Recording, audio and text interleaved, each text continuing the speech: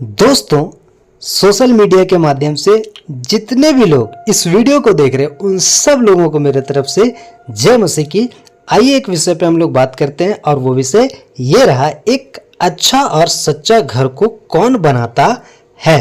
तो इस विषय पे हम लोग बात करते हैं। तो आइए उसके लिए देखते हैं एक वचन को जिसका नाम है भजन संहिता 127 का 1। यदि घर को यहोवा न बनाए तो उसके बनाने वालों का परिश्रम व्यर्थ होगा। यदि नगर की रक्षा यहोवा न करे तो रखवाले का जागना व्यर्थ ही होगा। तो यहाँ पे कहता है परमेश्वर यहोवा कि यदि घर को यहोवा ना बनाए, यानी परमेश्वर यदि किसी घर को नहीं बनाए तो उसका बनाने वाले का परिश्रम व्यर्थ होगा। बनाने वाला कौन? यानी इंसान, मनुष्य। मनुष्य कैसे घर बनाता है? ईटा, बालू, सीमेंट, है ना, बहुत तरह से ये वो, यहाँ तक कि हवन कराता है, पूजा कराता है, वास्तु शास्त्र को देखता है, ये वो लन फन देवानंद सब कुछ करा के भी उसका घर में सुख नहीं है।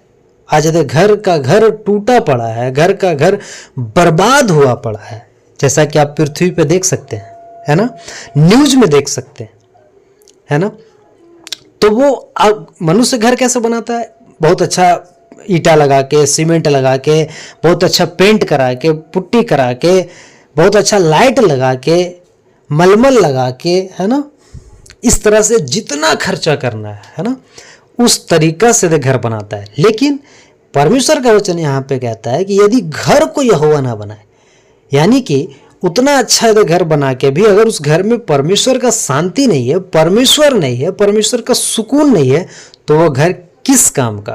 वो आपका बिल्डिंग, वो आपका अपार्टमेंट, वो आपका विला किस काम का? इसलिए असली घर को परमेश्वर बनाता है ना, जहां पे परमेश्वर का सुकून है, जहां पे परमेश्वर का शांति है, जहां पे परमेश्वर का बुद्धि ज्ञान समझ है ना। आज यदि घर बना के भी बाथरूम इस तरफ नहीं होना चाहिए, पूरा ये होना चाहिए, ऐसे होना चाहिए, इस तरह के कितने उल जुलूल बाबा खड़े हैं और कितने उल जुलूल करके लोगों को भ्रष्ट कर रहे हैं, है ना।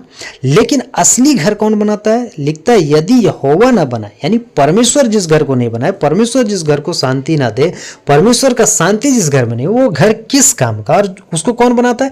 उसको स्वयं परमेश्वर बोलता है कि परमेश्वर बनाता है ना। यहाँ पे इस वचन में वही कह रहा है ना कि उसको बनाने वाले का परिश्रम जो है वो व्यर्थ हो जाएगा अगर परमेश्वर नहीं बनाएगा उस घर के। तो और कहता है यदि नगर की रक्षा, है ना, जिस नगर में आप रहते हैं, जिस जगह में रहते हैं, जिस देश में रहते हैं, जिस स्थान पे आप रहते हैं, अगर उसका रक्षा परमेश्वर ना करे तो फिर यदि वहां कह दे जो रक्षा करने वाले जो गार्ड बैठा है, या फिर पुलिस वाले कह सकते हैं, मिलिट्री वाले कह सकते हैं, वो लोग व्यर्थ होगा उसका जागना, है ना। और आज देख रहे हैं कि इतना पुलिस वाला, मिलिट्री वाला जाग रहा है, फिर भी देश का हालत क्या है, दुनिया का हालत क्या है।